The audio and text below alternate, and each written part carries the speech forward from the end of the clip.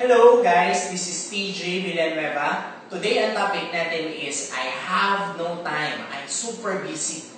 Paano ba natin sasagutin yung ganitong klase ng objection? So meron akong hinandang 3 answer para sa objection na to. Okay, number 1. Papapiliin mo siya sa dalawang answer na to. Number 1 is yung I'm not interested. Number 2 is I'm interested but I'm busy.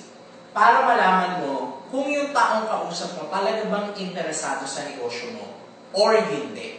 At least, kung hindi interesado, you don't waste your time.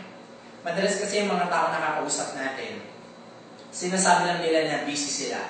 Pero ang totoo nun, hindi sila interesado. Okay? So number 2, I understand time management and then you tell a story. So paano ito gagawin? Mr. Prospect, I know na sobrang busy ka. I understand.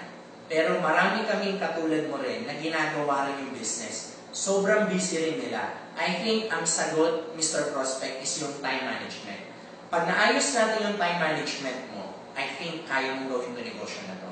You know what, Mr. Prospect? May mga kasama kami na katulad mo rin.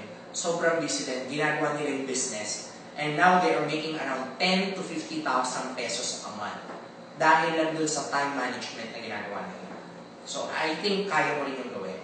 Okay? Number 3. If I can show you, will you give it a try?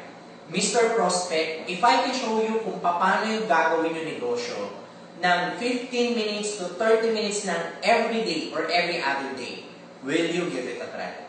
So, yan yung mga example na answer sa mga objection na katulad nito.